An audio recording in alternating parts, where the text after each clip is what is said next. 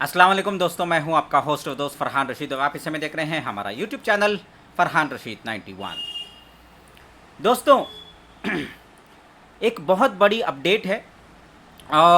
नौहरा शेख ने जो है कंटेम्प्ट ऑफ कोर्ट किया है। कंटेम्प्ट ऑफ कोर्ट, पिछली हियरिंग में नौहरा शेख को जो है, जब सुप्रीम कोर्ट में हियरिंग हुई थी उस टाइम पे ईडी और नौहरा शेख को जज साहब ने, जस्टिस पर्डीवाला साहब ने जो है हिदायत दी थी कि जब भी ईडी आपको रिटर्न में, लिखत में, अगर आपको लिख कर के लेटर के ज़रिए बुलाते हैं प्रॉपर्टी को रजिस्टर करने के लिए, जो प्रॉपर्टी जो है ऑक्शन में सेल आउट हुई है उन चीज़ों में, उनमें से एक प्रॉपर्टी जो है बांडला गणेश जी जो है एक फिल्म प्रोड्यूसर हैं टॉलीवुड के, तो उन्होंने जो है बिडिंग की थी और वो प्रॉपर्टी अल्हम्दुलिल्लाह हीरा गोल्ड के कंप्लेनर्स, चाहे वो SFIO के हो या EOW के हो या CCS गए हो या कर्नाटका की कॉम्पिटेंट अथॉरिटी, जो क्लेम किए हैं, जो क्लेमेंट्स हैं, जो 600-700 करोड़ का मामला है,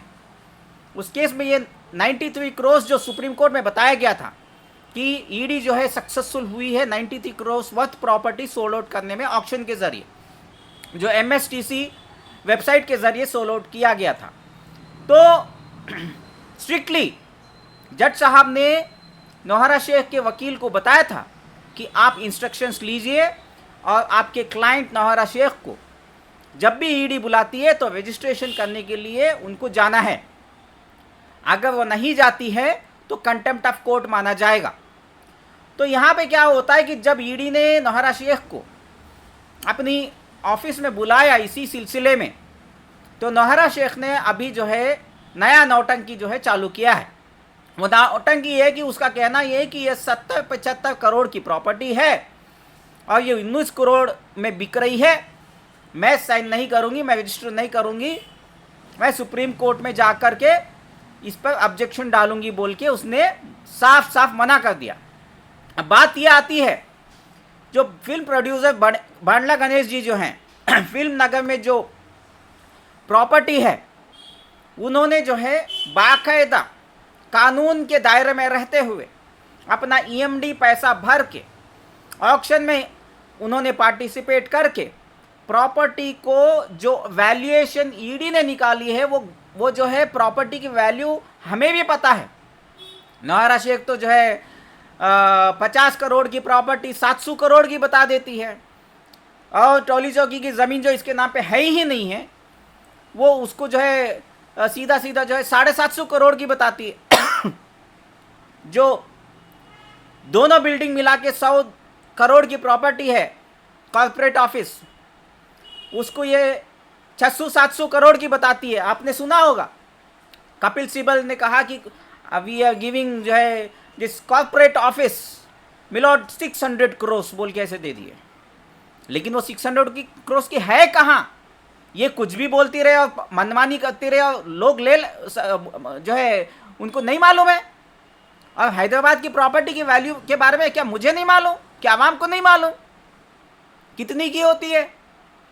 जो प्रॉपर्टी वो शायद एक 21-22 करोड़ की प्रॉपर्टी होगी, मैं ये नहीं कहूँगा कि 19 करोड़ की प्रॉपर्टी है, लेकिन जब गवर्नमेंट के ऑक्शंस होते हैं यहाँ पे फुल अमाउंट वाइट में देना होता है तो प्रॉपर्टी थोड़ा बहुत ऊपर नीचे कम दामों में ही बिकती है।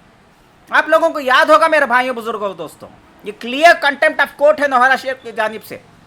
17 नवंबर को इसको बहुत बड़ी फटकार मिलने वाली है जस्टिस पर्डीवाला साहब से, क्योंकि 19 करोड़ में जो बिडिंग उन्होंने कानून के दायरे में रहते हुए बिडिंग को उन्होंने उनके फेवर में लगी वो प्रॉपर्टी अभी वो रजिस्टर करने जा रहे हैं, तो नौहरा शेख जो है उसको 70-75 करोड़ बोल के नया नौटंकी शुरू कर रही है, जो क्लियर जो है कंटेम्प्ट ऑफ कोर्ट है। और आपको ये भी पता होगा, आपने हियरिंग में देखा होगा, जज साहब ने क्लियरली बताया ऐसे पोंजी कंपनियों के मामले में ऐसे जब भी इशू होता है तो जाहिर सी बात है बायर अपना एडवांटेज लेता है और बायर को जो है डर रहता है, ऐसे केसेस में उसको जो है डर लगता है तो बायर सामने नहीं आता तो जो वैल्यू में प्रॉपर्टी सक्सेसफुली प्रॉपर प्रोसीजर के ज़रिए से बिकती है उसको सेल आउट करना है।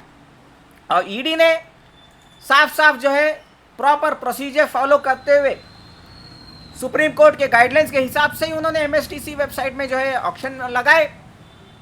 और वह फिल्म नगर की प्रॉपर्टी जो है, जो बांडला गणेश जो फिल्म प्रोड्यूसर हैं टॉलीवुड के, उनके उन्होंने उसमें बिडिंग में हिस्सा लिए।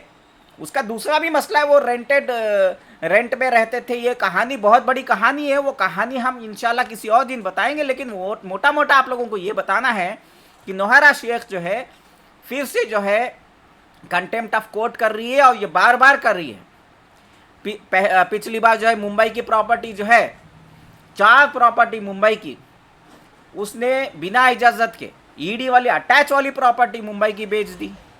अब उसकी सुनवाई 17 नवंबर को होने वाली है। अब ये नया नौटंकी कर रही है, और पब्लिक को जो है इससे कितना तकलीफ हो रही है। और नॉन कंप्लेनर्स का क्या है, वो तो बस बाहर निकल के आते ही नहीं है, उनको उनके पैसे की ज़रूरत नहीं है, वो तो बस उनकी आपा दे देगी बोल के घर में बैठे हुए हैं। जो चप्पल घिस रहे हैं, जो कंप्लेनर्स हैं, कोर्ट जा रहे हैं, हर कोर्ट की हियरिंग ही अटेंड कर रहे हैं, और कोर्ट के केसेस को फॉलो अप कर रहे हैं।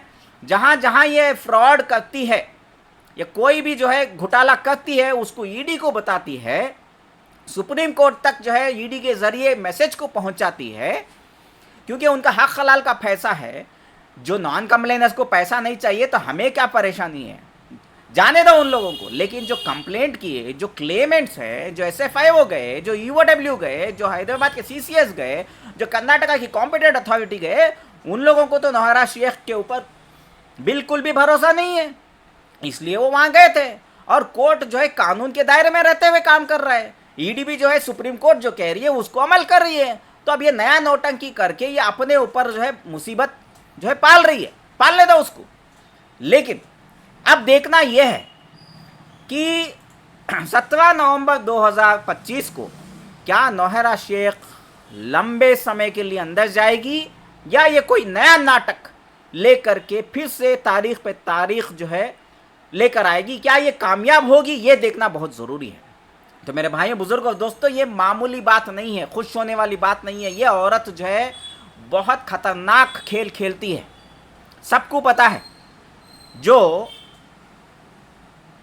औरत जो है 10th पढ़ी हुई है, ईडी की रिपोर्ट में है, वो औरत सिर्फ 10th पढ़ी हुई है, और वो औरत श्रीलंका की ऑनलाइन यूनिवर्सिटी, कुछ फर्जी यूनिवर्सिटी से एक डिग्री लेकर के अपने आप को जो है डॉक्टर कहती है, PhD वाली कहती है, और झूठ पर झूठ कितनी बार कही।